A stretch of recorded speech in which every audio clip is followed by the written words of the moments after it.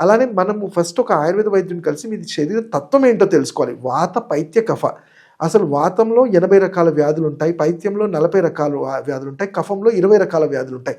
వీటిలో మీరు వాత శరీరమో, పైత్యమో, కఫమో తెలుసుకోగలిగితే ఈ పర్టిక్యులర్ వ్యాధుల నుంచి మీ శరీరాన్ని ఎలా ప్రివెంట్ చేయగలనేది ఒక ఆయుర్వేదికుడిగా మేము సలహాలు ఇస్తాం.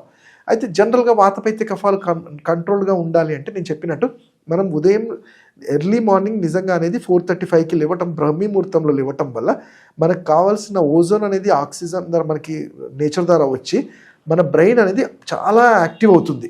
అలానే మనం పాతకాలంలో పెద్దలకి వంగి నమస్కరించంటాం, ఎందుకంటే మన మేరుదండ ఆ మార్నింగ్ టైంలోనే చాలా యాక్టివ్ అవుతుంది. సో ఇలాంటివన్నీ కూడా మన స్వస్థవృత దినచర్యలో చెప్తుంది. మన డైట్ కూడా 3 to 4 టైమ్స్ ఇంటర్వెల్స్గా తీసుకొని తినే ఫుడ్ని చాలా లిమిటెడ్గా 3 to 4 టైమ్స్ తీసుకోమంటాము. ఎర్లీగా డిన్నర్ చేసేయమంటాం. సో దట్ నైట్ 10 o'clockకి మన లివర్ అనేది తీసుకునే ఫుడ్ని డైజెస్ట్ చేసుకొని నెక్స్ట్ డేకి మనకి ఎనర్జీగా క్రియేట్ చేస్తుంది.